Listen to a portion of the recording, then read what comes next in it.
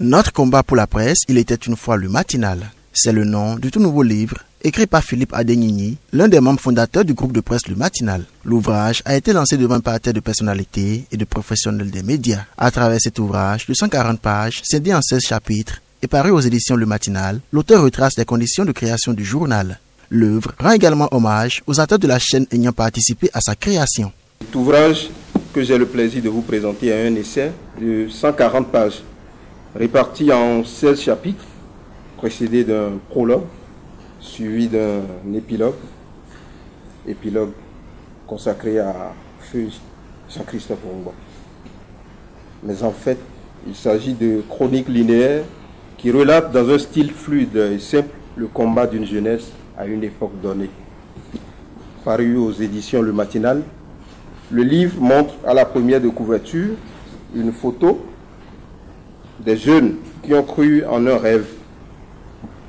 Le rêve non seulement de se prendre en charge, mais aussi et surtout d'avoir voix au chapitre dans la société à travers leur plume.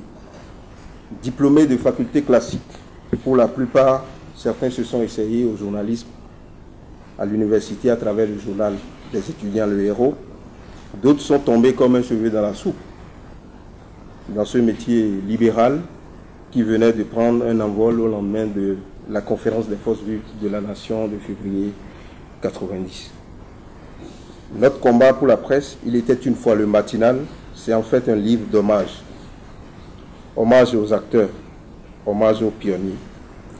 C'est le deuxième que commet l'auteur Philippe Adénigny, après Un coq dans la jungle.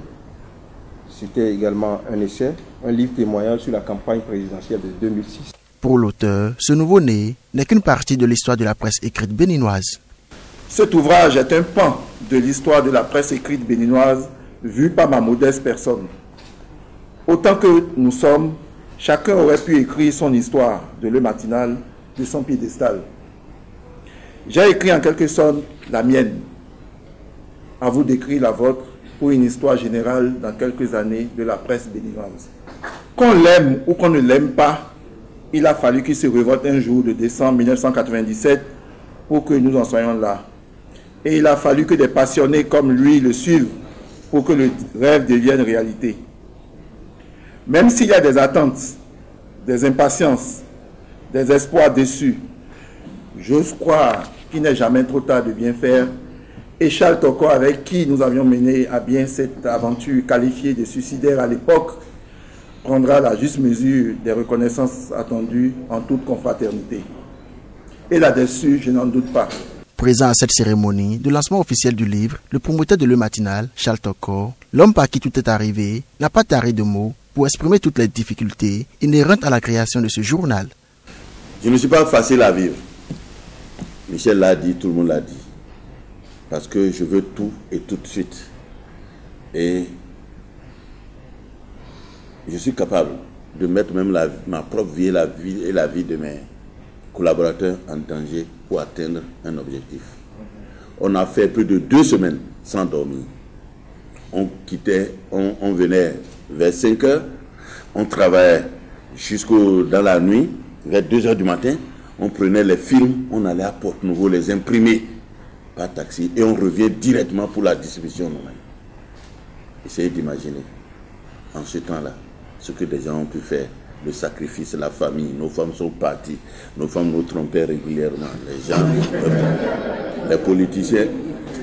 Il n'y a pas eu de quelqu'un parmi nous qui n'a pas eu sa vie familiale brisée ou secouée. Aujourd'hui, nous sommes tous là, responsables à divers niveaux. Nous allons tirer quelque chose de ça, c'est le fruit de notre travail. Et quand je suis entré tout à l'heure, quelqu'un a dit les gens de la mafia. Je suis fier d'appartenir à cette mafia et jusqu'à demain, nous allons décider de l'avenir de la presse. Plusieurs témoignages ont été également faits pour saluer la qualité de leader de Charles Toko. Les histoires de succès sont toujours admirables. Ce sont des éléments de motivation pour la suite de la marche. Et les hommes de foi sont précisément ceux qui gagnent, ceux qui font des choses remarquables, des choses qui ont du relief. Moi aussi, je connais la rage au cœur de mon jeune frère, de mon ami Charles, Je connais l'engagement de tous les autres. Vous avez fait du bon travail, vous avez fait de la bonne veille. Charles est un homme de cœur et de défis. Je pense qu'il faut déjà regarder. L'auteur a dit, je suis d'accord avec lui. C'est un gagneur.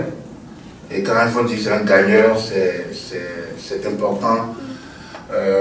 Nous n'avons pas vécu dans les mêmes environnements, on n'a peut-être pas les mêmes émotions d'enfance, les mêmes manières.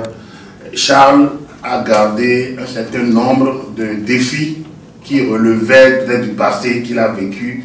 On s'est très tôt qu'on est à l'université et j'ai appris avec lui au moins une seule chose, quand on veut gagner, on se donne tous les moyens. Charles, merci. Philippe, vraiment très heureux de cette occasion que tu nous donnes pour nous retrouver. Moi, je vais juste dire deux choses. L'aventure du matinal m'a donné l'opportunité par la suite de diriger au CAFM, qui est l'une des meilleures radios de la place aujourd'hui. C'est pour vous dire que le matinal est intimement collé à ma vie. Et surtout, un hommage à ceux qui ont continué aujourd'hui. Les jeunes de la nouvelle génération, ceux qui sont venus après, les jeunes Claude Kouagou, les jeunes d'autres. Tout à l'heure, je demandais qui est Tikandé, là, on m'a dit que c'est le monsieur Amla et même. C'est bien, vous avez le mérite. Rencontrons-nous peut-être encore dans 10 ans, dans 20 ans, pour que l'aventure continue. Le lancement de cet essai n'est que le début de plusieurs autres manifestations prévues dans le cadre de la célébration du 20e anniversaire de création du matinal. Le premier exemplaire est cédé à 1 million de francs CFA à la suite d'une vente à l'américaine.